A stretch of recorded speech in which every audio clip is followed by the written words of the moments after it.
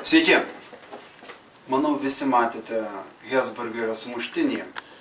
Tai yra hamburgerį. Ten buvo, aišku, su žuvim. Bet šiandien aš padarysiu teisingą mėsainį su tikra jautiena, tikrais produktais. Tam mums reikės faršo. Tai yra paprastas faršas, jautienos faršas.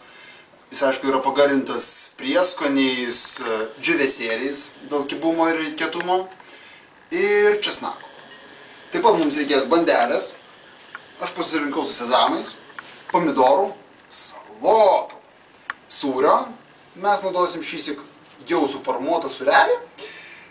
Be abejo tinka ir paprastas sūris. Ir agurkėlį. Taigi, pradėsime būtent nuo faršo. Jis jau pas mane sumaišytas. Bet aš jums išduosiu paslaptį, kaip jį reikia suformuoti teisingai. Tikri meistrai, tikri hamburgerių meistrai, tikri mėsainių meistrai naudoja paprastą techniką. Jie turi specialų presą tam. Jie paima tiesiog mėsos gabaliuką ir jį supresuoja specialiu presu. Užspaudžia, taip toliau. Mes naudosim daug brutalesnę techniką. Mes turime mėsos gabaliuką, kukuliuką. Iš karto paimsiu du. Nes manau, kad vėl nepasitenkinsiu. Du kukuliukai. Du mėsos kukuliukai. Dedam juos ant sviestinio popieriaus. Užvožiam kitus sviestinio popierius. Švelniai paspaudžiame. O tada stebuklas.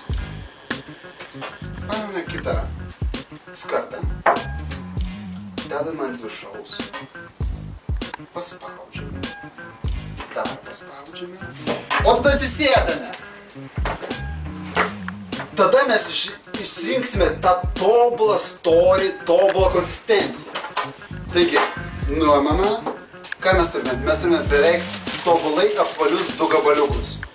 Juos jau galima kepti. Atkreipkite dėmesį, kad jie susitrauks kepti.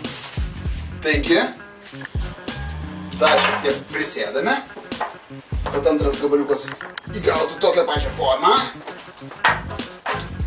Puiku. Ir nešame kepti. Taigi, praėjo 15 minučių nuo to laiko, kai pašovėme nuostabiuosius mėsos gabaliukus į orkaitę. Ir mes jau galime sutipinėti mėsai. Taigi, bandelė jau perpjauta. Dar atsinešiau pomidorų padažo. Todėl kaip ir sudėtinga turėti tikrai gerą mėsainį. Pomidorų padažas. Vienas mėsos gabaliukas. Ne, pirmą salotą. Kaip aš galėjau pamiršti salotas? Dievaži. Salotas. Ir mėsos gabaliukas. Tada sūriukas. Jisai spės šiek tiek aptirpti, būdamas ant šiltos mėsytės. Ir lengvai išsilydyti. Bet dėl šito keisto plėvelės man ne visą laiką mažumėlį erzina šitie sūreliai. Dėl to paprastai yra tiesiog jie prašiau lydos. Taigi, iš karto agurkėliai.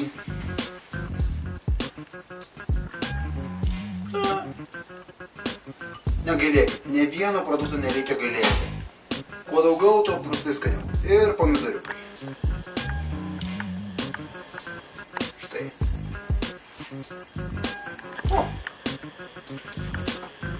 Tobulai. Išėjo sumuštinis atvirkščiai. Skanaus.